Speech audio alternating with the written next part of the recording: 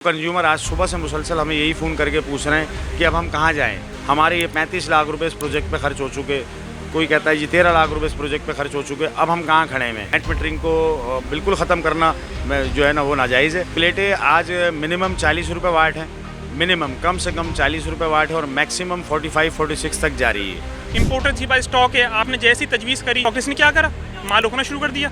जो रेट आपके पास 38 रुपीज़ पे चल रहा था वापस वो आगे 47-46 माली खड़ी हुई है। इस पर 3.6 का यूनिट लगाया था हमने।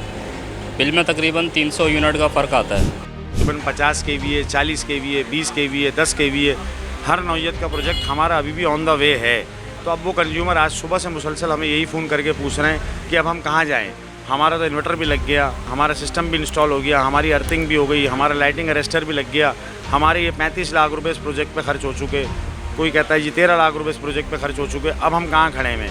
तो बात ऐसी है कि आपने ये वही मिसाल हो गई जैसे पहले आपने CNG किटें गाड़ियों में लगवाई, उसके बाद में CNG पंप ही गायब कर दिए। तो कम से कम बात ऐसी है, इसको ख़त्म करना मेरे ख्याल से मुनासिब नहीं है। इसके रेट्स में अगर आपने टैरिफ में कुछ चेंजिंग करनी है वो बेशक कर दीजिए। टाइम एक बहुत बड़ी तादाद ऐसी है कंज्यूमर की जो इस टाइम नेट मीटरिंग की तरफ जा रही है और मुसलसल लगवा रही है, क्योंकि बहुत सारे इलाके ऐसे हैं जो लोड शेडिंग फ्री हैं, उनके लिए फिजिबल है कि वो नेट मीटरिंग का ही जो फार्मूला है उसको अपनाएं। बैटरी वाला वो लोग कहते हैं नहीं कि बैटरी वाला हमें नहीं चाहिए क्योंकि हमारे यहाँ लाइट नहीं जाती, तो हमारे लिए 3 फेज़ का मीटर है उनके नाम पे, वो कहते हैं हम नेट मीटरिंग पे जाएंगे, इजाफी बिजली सरकार को देंगे या जो भी हमारा के इलेक्ट्रिक से प्लस माइनस होगा वो हम करेंगे।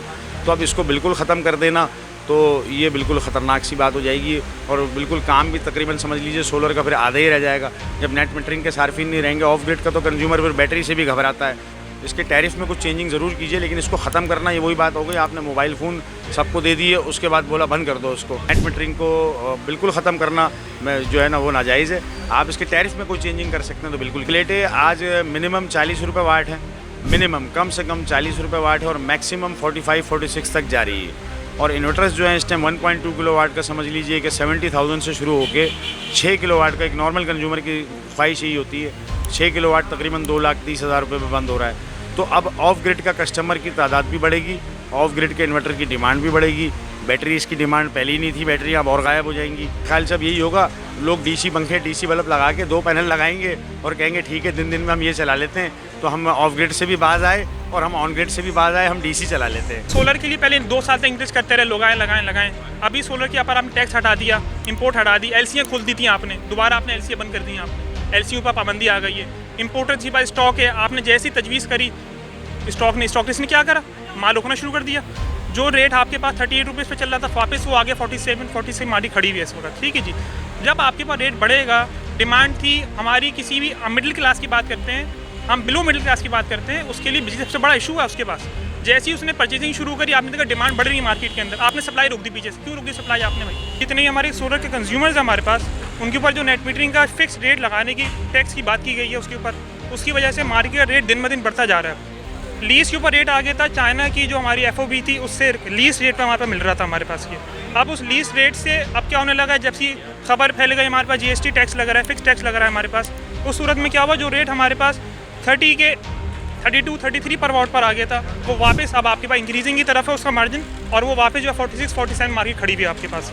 तो इसको गवर्नमेंट को चाहिए कि इसको ओवरकम करे, रेट को फिक्स टैक्स ना लगाए, हर घर की ज़रूरत है सर। ये नेट मीटरिंग में ऐसा होता था कि जो आपके पास जनरेशन होती थी 10 किलोवाट की, उसका 7 किलोवाट कंज्यूमर की कंज्यूम कर रहा था और 3 किलोवाट नेट मीटरिंग के थ्रू दे रहा था आपको। अब ग्रॉस मीटरिंग में उल्टा हो गया, पहले वो तमाम ग्रॉस मीटरिंग में इस्तेमाल करेगा और फिर ग्रॉस रेट के ऊपर दिया जाएगा। तो ग्रॉस रेट तो आपका वो तो नहीं है जो आपका नेट रेट था, नेट रेट से आपने बिल्कुल 50% पे ले गए। पहले अगर कोई सिस्टम लगता था 10-15 किलोवाट का तो कंज्यूमर का बिल माइनस में आ जाता था। ग्रॉस की वजह से जो माइनस में बिल आया हुआ बिल है उसका वो वापस प्लस में आ जाएगा आपके पास, उसे फिर पे करना पड़ेगा। प्लेट हमने लगाई थी जिनको एन टाइप की, तकरीबन 585 वोट्स की ना, और तकरीबन 6 प्लेटें लगाई थी। 3.6 का यूनिट लगाया था हमने। बिल में तकरीबन 300 यूनिट का फ़र्क आता है महीने का।